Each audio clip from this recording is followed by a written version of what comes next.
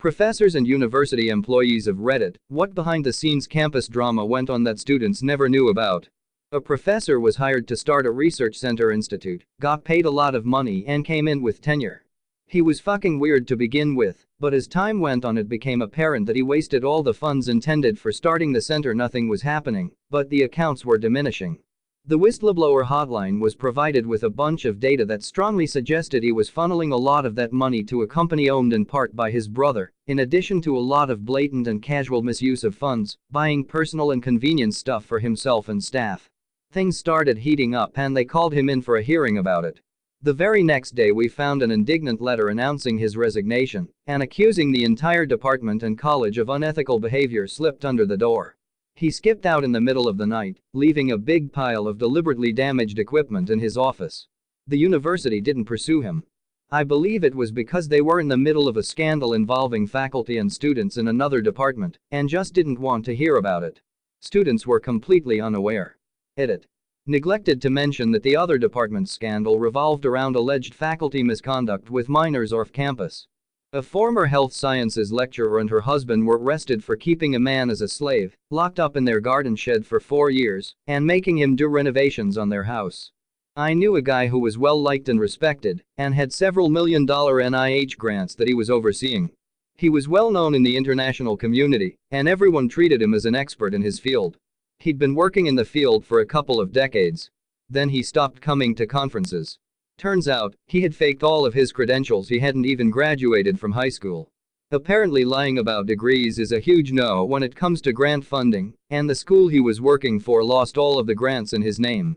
It was sad to hear about it, since he had done such great work and fooled pretty much everyone because he was so knowledgeable. Edit. For those asking, the field he worked in epidemiology, which is the study of disease at a population level. His particular area of interest was cancer. I was kept from saying goodbye to my Korean children in an English Hagwon years ago, after I was fired for a serious kidney disease requiring hospitalization. I made signs saying goodbye and held them up across the street as they left the building.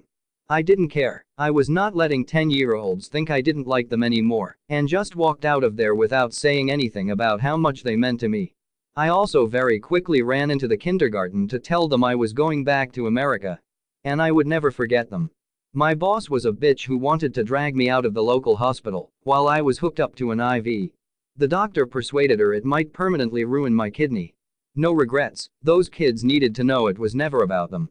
I liked them no matter what the crappy boss did. I work for a prominent university in Japan. My Japanese colleagues tend to follow all rules very strictly and blindly follow manuals. One day an American professor had to rush to the US to see his dying mother. The staff members of class operations called him as he was grieving, asking him to still teach classes and review reports. Obviously, the lack of empathy and inflexibility led the professor to take his bags and work for another school. Students never knew the true reason why he stopped teaching. I worked at a large university and right before I started, the longtime dean of the school went on sabbatical. I didn't think anything of it until 2 months later when I found out that the university forced him to take time off because he blew almost all of the school's budget on fancy dinners with donors. We're talking like $1,000 plus on alcohol-heavy meals, showed up to official university events high off cocaine, and kept a second admin assistant as essentially his sex slave. He had a private bathroom with a shower installed in his office. He sent the school into a major budget crisis and was a PR disaster waiting to happen. It was a huge mess. The acting dean who stepped in got a lot of shit for how much damage control she had to do. Ultimately he returned a few years later just as a part-time faculty member. But still, totally wild. I worked for the maintenance department one summer while in college and got exposed to a lot of the drama in that department. Highlights include the school deciding that they didn't want to deal with the union anymore, so they started hiring for all non-teaching positions as temps, then firing them after 6 months and rehiring them 30 days later. This was done because temps didn't have to be union, and also because once a large enough percentage of employees were non-union, they could start hiring non-union employees on a permanent basis. The entire third shift cleaning crew, except the team lead, was made up of people with disciplinary issues. This included a man who's been caught multiple times stealing panties and setting up cameras in girls' showers. At least once, the girl in question was underage. None of this was ever told to the students. The head of facilities and planning knew this was an issue and just did checks on all the bathrooms in the building. This guy cleaned once or twice a month. In the English department, one of the professors got arrested for domestic violence, divorced his wife, then got another English professor pregnant, and eventually married her. And they all saw each other at department meetings. Super awkward. Edit to clarify. The husband and original wife were both professors. He had an affair with another English professor. Wife found out and there was a major fight. Cops were called. He was arrested for DV, but I believe the charges were dropped. He filed for divorce, moved in with the other professor, got her pregnant, and he and the ex were still fighting over child support and alimony when I left. I was the pregnant professor's but I was definitely team original wife. Night shift janitor made some really good moonshine. Some of the professors and grad students would leave cash in our top desk drawers when we left work, and the next day, a mason jar of handmade shine would be waiting there. He's since moved on from that department, but was good people. My teacher was Syrian. He was practically always at university, always tired, always acting off. Would sleep in his office, would forget to hand back assignments, would mix up basic things, cry randomly in the hallway. We later found out his family was being held hostage back home while he was teaching in Canada. Oh my god, that's so sad. The two parts that break my heart. Students used to hate him. I always like him as a person, and as a teacher he was competent. He was just always late on feedback, and would mix up grades. I would be annoyed, but sitting in his office and going through stuff, he would always correct mistakes and was fair. And when I found out the circumstances, it made me sad, because he isolated himself on the emotional side. You wanted help, he was always there at your beck and call. You wanted a meeting, he was there. I just wish we, as students, could have shown a bit more compassion. The second part that kills me is that we lost track of him. He took time of university. I have never seen or heard from him again. We never heard the resolution, if any, he found. Wherever you are, professor, I wish you the best. My professor for grad school had his lab raided by the FBI. This happened long before I joined. Apparently one of his first or second class of grad students in the 80s-90s decided that they wanted to use lab resources to brew some meth. Very easy to do with the equipment we have. From what I am told, this student would stay late in lab after others had left to get this done. In Breaking Bad style, he fences his drugs to some distributor and thought that was the end of it. The purity of his drugs was enough that they were able to trace it back from the streets to him in the lab. Being caught because your product is too good is quite ironic. Not sure how they'd be able to tell which lab though. If it's pure, the only information you have is they used pro equipment and know how to do it properly, not which lab made it.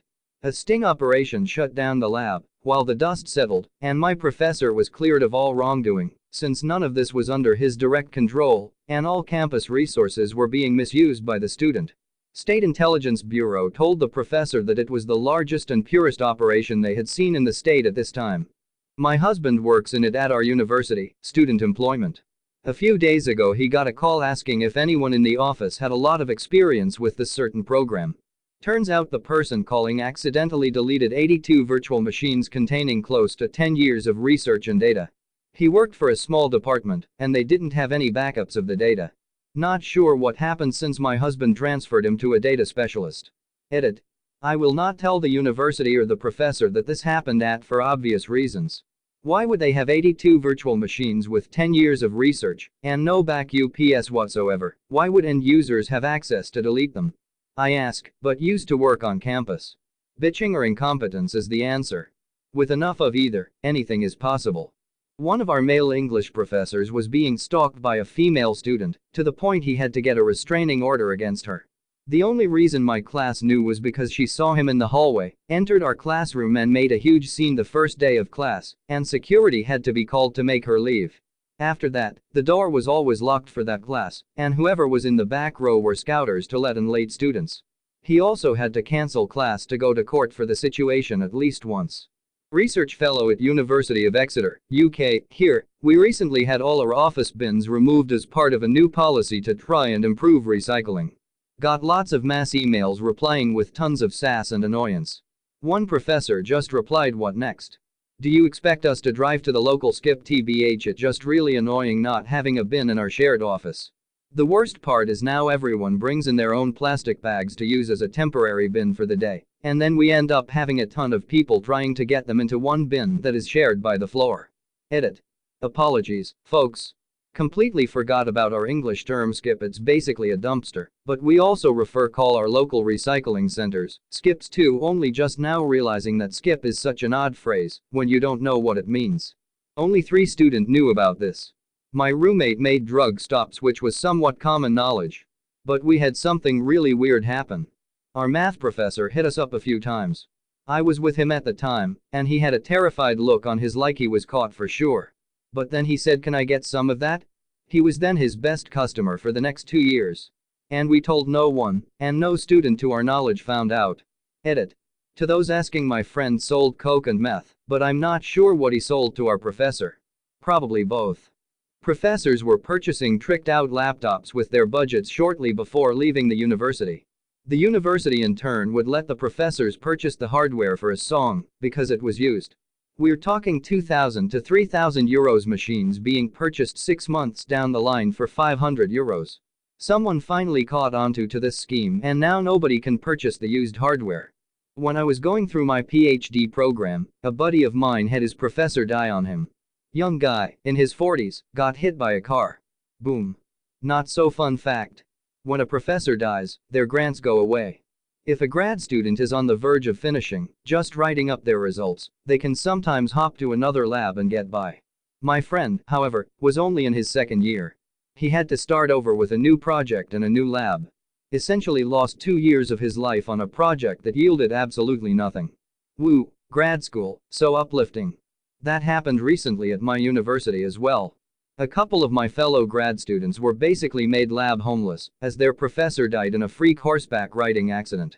She was pretty young, so it was quite tragic for everyone involved. No chance of a weekend at Bernie's type deal? Modern problems require 1980s classic movie solutions. I had to leave the university as a professor, leaving a 2nd-year student and postdoc behind. Family move for my spouse's job. I was able to transfer my funding to another professor who then sort of abused my 2nd-year PhD student and postdoc. Feels bad, man.